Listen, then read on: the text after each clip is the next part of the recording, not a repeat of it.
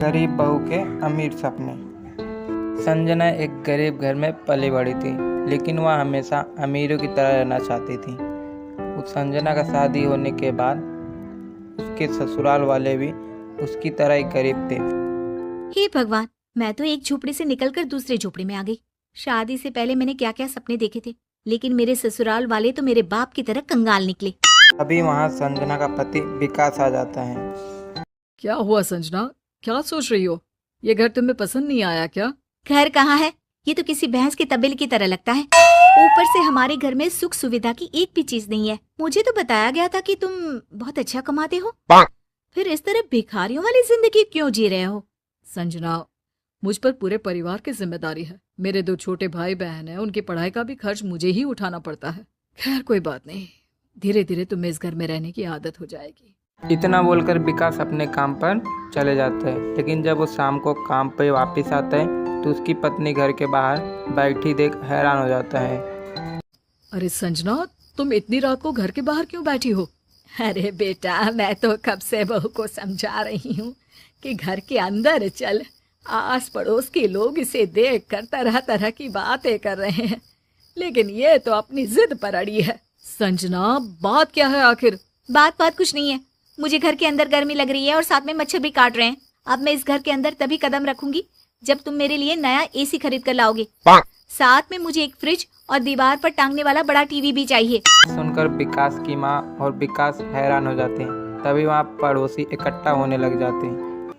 अरे क्या हुआ सुमित्रा बहन, तुम्हारी बहू आधी रात को घर के बाहर क्यों बैठी है?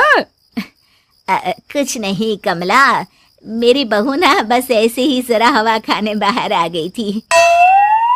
मोहल्ले में बेइज्जती के डर से विकास संजना की बात मान लेता है और लोन लेकर वो बाजार से संजना की बताई सारी चीजें लेके चला आता है। अरे वाह, सच में एसी की ठंडी हवा में कितना मजा आ रहा है सोने का। तभी विकास देखता है कि उसके भाई बहन और माता पिता गर्मी में ही सो रहे हैं। यह देखकर विकास को अच्छा नहीं लगता है। वह जाकर सामने की कमरे में सो जाता है, पर इस बात से निर्मला को कोई फर्क नहीं पड़ता। अगले दिन जब विकास के घर के बाहर एसी का पंखा देख तो निर्मला कहती है, अरे इस झोपड़े में एसी किसने लगवा दिया? इन लोगों के पास तो ठीक से दाल रोटी खाने के भी पैसे नहीं रहते, लेकिन जरा इनके शौक तो देखो। तुम ठीक कहती हो कमला बहन, जितनी चादर हो उतने ही पैर फैलाने चाहिए।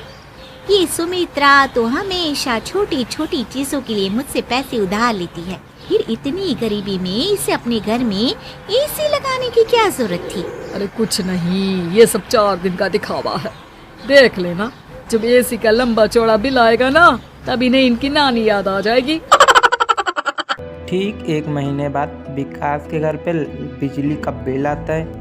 बिल इतना लंबा चौड़ा रहता है कि विकास देखकर हैरान हो जाता है और बिल ना भरने के कारण बिल काटने वाले उसके घर पे आ जाते हैं और कहते हैं, सोनिया बहन जी, आपने अभी तक बिजली का बिल नहीं भरा है, इसलिए हम आपके घर के बिजली काटने आए हैं।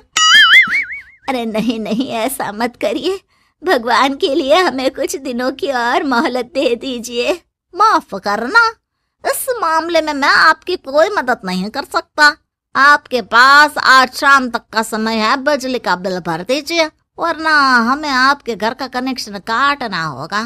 फिर मजबूर होकर विकास कर्ज लेकर लाइट का बिल भर देता है। अरे क्या हुआ, आज तुम दोनों कॉलेज से जल्दी कैसे आ गए? भैया, हम लोगों ने 2 महीने से कॉलेज की फीस नहीं भरी, इसलिए हमें कॉलेज से निकाल दिया गया है। यह जानकर विकास बहुत ही उदास होता है, लेकिन विकास के पास अपने भाई बहन के कॉलेज भरने के लिए फीस के पैसे नहीं होते हैं। वहीं दूर खड़ी संजना यह सब बात परेशानी देखकर भी अनजान बनने का नाटक कर रही थी। एक दिन उसका भाई उससे मिलने उसके घर पे आता है। वो कई दिनों से बीमार था। अरे क्या हुआ भैया, आपने ये हालत क्यों बना रखी है और इस तरह पुराने मैले कपड़े क्यों पहन रखे हैं? अब क्या बताऊं बहन, ये सब तेरी भाभी की मेहरबानी है। उसने मेरा जीना हराम करके रखा हुआ है। किसी डायन की तरह हर वक्त मेरी छाती पर बैठी रहती है और मुझसे तरह तरह की फरमाइश करती है। तू तो मेरी हालत अच्छी तरह से जानती है कि मैं मामूली सी नौकरी करता हूँ।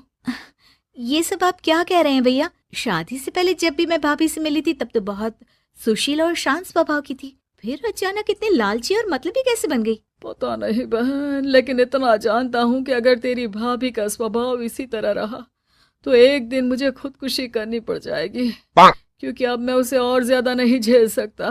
अच्छा चलता हूँ, बस एक बार तुझे देखने की इच्छा थी इसलिए यहाँ चला आया। इतना कहकर संजना का भाई वहाँ से चले जाता है, लेकिन संजना को अपने भाई की बात सुनकर वो अपना तुलना अपने भाभी से करने लगती है। हे भगवान, मैं भी तो अपनी भाभी की तरह बेचारे अपने पति को परेशान कर रही हूँ। कहीं ऐसा ना हो कि मुझसे तंग आकर मेरे पति कोई गलत कदम उठा ले। हे भगवान, मैं आपसे वादा करती हूँ, आज के बाद मैं कभी किसी चीज के लिए अपने पति को परेशान नहीं करूंगी। इस तरह संजना को अपनी गलती का एहसास हो जाता है और वो अपने पति और ससुराल वालों से माफ़ी मांगती है। मेरे झूठे दिखावे की वजह से आप सबको बहुत परेशानी हुई है। आज से मुझे जो भी जितना भी मिलेगा मैं उसी में खुश रहूंगी। प्लीज आप लोग मेरे बुरे बर्ताव के लिए मुझे माफ कर दीजिए। अरे कोई बात नहीं बहू, मुझे पूरा यकीन था कि एक ना एक दिन तुझे तेरी गलती का एहसास हो जाएगा। हाँ संजना, आज से तुम सुधर गई। तुम्हारा ये बदला हुआ रूप देखकर मुझे सच में बहुत खुशी हो रही है। इस तरह से सब कुछ ठीक हो जाता है और सब खुशी खुशी अपना जीवन व्यतीत करने लगते हैं।